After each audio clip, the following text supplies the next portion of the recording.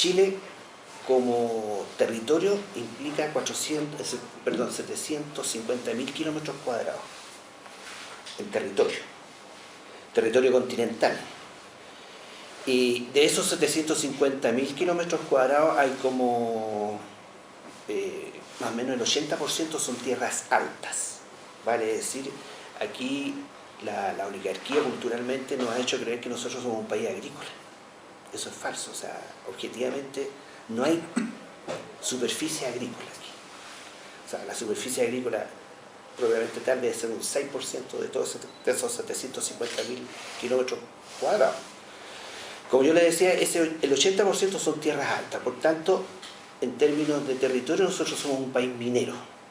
Ahora, toca la casualidad que también tenemos 4.200 kilómetros de costa, por lo tanto tenemos un potencial marítimo extraordinario. O sea, el territorio marítimo, de acuerdo a las 200 millas marinas, es 3 veces superior al territorio continental, o más. Entonces, visto así, y haciendo esta salvedad, podemos nosotros establecer algunas relaciones en términos de territorio. Estos 750.000 kilómetros cuadrados implican a nivel de la superficie del planeta un cuarto del 1%. Un cuarto del 1%. O sea, Chile es un país chico, dicho de otra manera. Y dentro del contexto latinoamericano, somos un país chico. O sea, Perú, Argentina, entiendo que hasta Bolivia tiene más territorio que nosotros en términos de superficie. Quiere decir de Brasil, Venezuela y Argentina.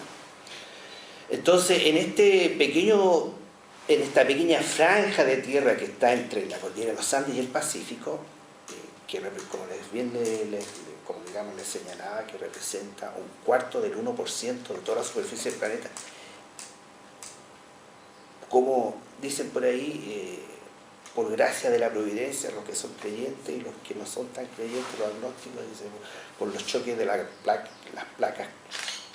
de Nazca y la continental, aquí está radicado el 50% de las reservas de cobre del planeta. Económicamente explotable. O sea, es impresionante, digamos, la cantidad de cobre que... O sea, el mundo depende entonces, de la producción que nosotros, se genera. claro, aquí estamos en la facultad tecnológica, ¿no? Estamos en la carrera de telecomunicaciones. Entonces, el sustrato material de la era de la información es el cobre. Y nosotros tenemos el 50% de las reservas que la humanidad requiere para sostener el desarrollo de la era de la información. Entonces, de todo punto de vista económico, político, el cobre es una cosa esencial para los chilenos. O sea, los chilenos no debiera estar en el, digamos, no debiera no existir en el imaginario colectivo de un chileno esta principal característica que tiene nuestro país. Bueno, yo creo que lo que hizo Salvador Allende, en definitiva, fue lograr nuestra independencia económica. En lo esencial, el acto que lleva a cabo Salvador Allende es concluir un proceso que se inició hace 200 años atrás. En la fecha cuando se logra esta nacionalización de la gran minería del cobre, fue con el acuerdo de la mayoría, de todas las fuerzas políticas. Claro. Sí. Ese es un tema que es bueno destacar porque... Fue por unanimidad en el Congreso. Pero por supuesto, o sea, volvemos al tema, o sea, yo te digo, ahí se inicia un proceso de independencia que nadie se resta a ese proceso, salvo que después empieza el trabajo de zapa de la oligarquía y del imperialismo, entonces, digamos, de la época. Entonces con Salvador Allende consigue lo mismo, logra que la derecha incluso apoye la nacionalización del cobre, apoye la nacionalización de todos los recursos básicos, pero luego viene después el trabajo de zapa y termina en el 73. O sea, entonces, la pregunta que nos hacemos nosotros es ¿por qué hoy día, digamos, ¿no es cierto?, pensando que el recurso del cobre es algo tan relevante, podría ser algo tan relevante para la economía del país y para resolver muchas problemáticas que tienen que ver con la salud, con la educación, ¿por qué hoy día no están esas voluntades de volver a nacionalizar el cobre, digamos, o renacionalizar el cobre? ¿Ustedes entonces están en desacuerdo con modificar la ley reservada del cobre? Hoy día sería un despropósito. ¿Por qué? Porque con la gente que está en el poder se facilitaría la venta de codelco. Yo prefiero que Pero te digo, prefiero que los gallos se farreen 1.500, 2.000 millones de dólares, se los farreen. Compren muebles, ratán, que hagan lo que quieran con 2.000. Prefiero eso antes de que los chilenos perdamos 400, 200, 2 billones de millones de dólares. Para eso, viste que hubo un problema de contaminación que imputaban a Codelco, que Codelco tiene una fundición ahí, tomó Ventana, que Ventana era fue un proyecto que se creó para los pequeños mineros, para que los pequeños mineros pudiesen fundir y refinar el cobre. Bueno, los pequeños mineros normalmente trabajan yacimientos de baja ley. Entonces se detectó que, a pesar de trabajar yacimientos de baja ley, la ley de cobre de esos yacimientos era del orden del 45 o más %. Estamos hablando de que el pequeño minero trabaja ya el yacimiento reventado, o sea, ya trabaja, o sea, el tipo tiene que mover más tierra, tiene que hacer más procesos para poder obtener la misma cantidad de cobre que hay en un yacimiento de ley nueva, por decirlo de alguna manera. ¿A qué quiero ir? Que los yacimientos que explotan las transnacionales son yacimientos nuevos, Escondida, por ejemplo ahora Pelambre, todos estos yacimientos que, bueno, Pelambre pertenece a los Luces, pero hay una serie de yacimientos que se están en Cerro Colorado, por ejemplo, que son de explotación nuevo y que sus leyes, por tanto, deben ser muy altas. Sin embargo, ellos declaran leyes del orden del 30% de cobre. Entonces, ahí hay todo un tema que nosotros hemos denunciado. Bueno, digo nosotros porque, aparte de ser profesor acá de la facultad acá en la USACH y la carrera, yo participo en el Comité de Defensa del Cobre. Entonces, ahí hay gente especializada en el tema y que se dedican a recabar información y han denunciado esto. Entonces, ahí pudimos constatar estas situaciones, digamos, extrañas, digamos, groseras, por decirlo de alguna manera. Porque como un yacimiento de alta producción va a operar con alta ley, con alta tecnología, va a obtener menores leyes de cobre que un yacimiento de un pirquinero, que digamos ya la tecnología es de artesanía, por decirlo así, es artesanal en relación a estos yacimientos, a estos grandes yacimientos.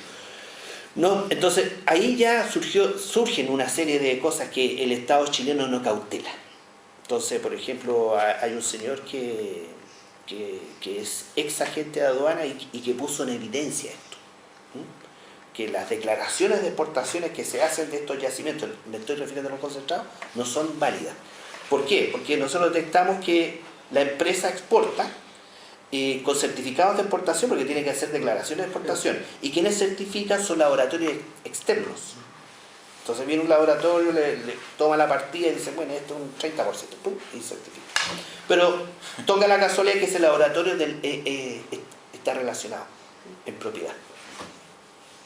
Y aquí funcionario de aduana, ¿Perdón? ¿Te acuerdas tú cómo se llama ese funcionario de aduana? Sí, un señor Rolando Castillo, incluso ha estado con nosotros acá. Él ha hecho varias publicaciones. Incluso también. Aquí nosotros tenemos un artículo incorporado en este legajo de... Sí. Él conoce bastante este tema y fíjate que por esa vía hay una fuga de dólares. Además que se llama molibdeno, Bueno, ahí Claro. es otro temazo, o sea, el Claro, tema de entonces, que este concentrado no va solo cobre, sino que van otros elementos que incluso uno le podría sacar una rentabilidad mayor que lo que se obtiene por el cobre claro, mismo, digamos. Piensa tú que Molibdeno, oro. la libra de cobre se está cotizando en $4.10, 12, 20 más o menos, está oscilando, sobre $4. La libra, estamos hablando de 425 gramos. Basta que en la libra vaya un gramito de oro y ya estamos hablando que ese gramito vale $10. O sea, el impacto de no cautelar bien lo que estás mandando afuera como concentrado es fuerte para el patrimonio de los chilenos. Y normalmente la transnacional va a declarar lo que a ellos les conviene.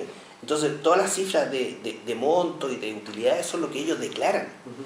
O sea, vale decir que si nosotros tuviésemos la posibilidad de revisar sus contabilidades, revisar los aforos físicos y ver realmente lo que está, es muy probable que nos llevemos con tremenda, inmensa inmensa y colosales sorpresas, po. ¿Ah? Colosales sorpresas. Entonces de ahí es la importancia de que para nosotros recordar esta fecha, o sea, hacerle ver a la población lo que significa que nosotros tengamos el control de ese recurso. Y estamos hablando solamente de cobre. Piensen ustedes que ahora ya llegan los autos eléctricos. Y el auto eléctrico consume 2/3 más de cobre que el auto común. Entonces, las demandas por cobre van a seguir creciendo. ¿Te fijas? Y además el auto eléctrico utiliza otro recurso que Chile tiene la segunda reserva mundial de eso, que es el litio. Nosotros vemos que desde el punto de vista, por ejemplo, universidad, por ejemplo, la posibilidad de, no sé, de crear un centro de investigación y desarrollo respecto a la temática del cobre, para todas estas aplicaciones que menciona él y muchas otras más, digamos. O sea, podríamos estar haciendo investigación y desarrollo de alto nivel, incluso financiada por el mismo cobre. O sea, el cobre, digamos, dentro de los presupuestos, si estuviese nacionalizado el cobre, además de poder estar financiando la educación, de poder reestructurar, ¿no es cierto?, lo que es la salud para los chilenos, lo que es la vivienda para los chilenos, para las universidades podría ser un tema súper relevante, porque podríamos estar destinando incluso un porcentaje de esos ingresos para que las universidades puedan hacer en forma libre e independiente investigación para nuevas innovaciones y nuevos usos, por ejemplo, del cobre. O sea, ese es un tema que también nos preocupa a nosotros como universidades. O sea, fíjense ustedes que las utilidades, solamente las utilidades declaradas por ellos mismos, por las transnacionales, o sea, no es que nosotros le pusieran, vamos, oiga ya, bueno, aquí, chuta, no estáis cagando, no, ellos dicen, muestran la FECO y dicen, están sacando más de 20.000 millones de dólares, utilidades, nada más. Ingresos son más de 33.000 millones de dólares. En términos de ingresos, lo que están sacando equivale al presupuesto de la nación, no sé si se me explica, o sea, perfectamente eso lo puede sacar Codelco como ingreso. Sí, Codelco está capacitada. Aquí en Chile hay gente capacitada para hacer todas esas operaciones. Entonces, piensen ustedes, estamos hablando de 30.000 millones de dólares, 20.000 millones en utilidades, y preguntémonos, volviendo al tema de la educación, ¿cuál es la mejor universidad latinoamericana que hay? ¿Usted sabe? La Universidad de Sao Paulo. Ellos tienen un presupuesto anual de 1.500 millones de dólares. Es la mejor ranqueada a nivel latinoamericano. Después viene la UNAM. Y con 1.500 millones de dólares anuales, ellos tienen un universo estudiantil de 100.000 alumnos. Y es la universidad que a nivel mundial saca más maestros, maestrías, digamos magíster, y más doctorados, 12.000 doctorados al año. La Universidad de San Pablo. Y es estatal. Luego viene la UNAM. ¿Cuánto el presupuesto? ¿Saben ustedes cuánto es el presupuesto de la UNAM? Estamos hablando de 2.500 millones de dólares anuales. ¿Y cuántos alumnos tiene la UNAM? 305.000 alumnos. ¿Cuántos alumnos tiene el sistema chileno de educación? 400.000. ¿Cuántas universidades son? 68. ¿Te fijas tú las diferencias? ¿Y cuánto cuesta el sistema chileno? Un poco más de 2.000 millones de dólares. Y las transnacionales se llevan 30.000. ¿Cachai? ¿Cuál es el punto?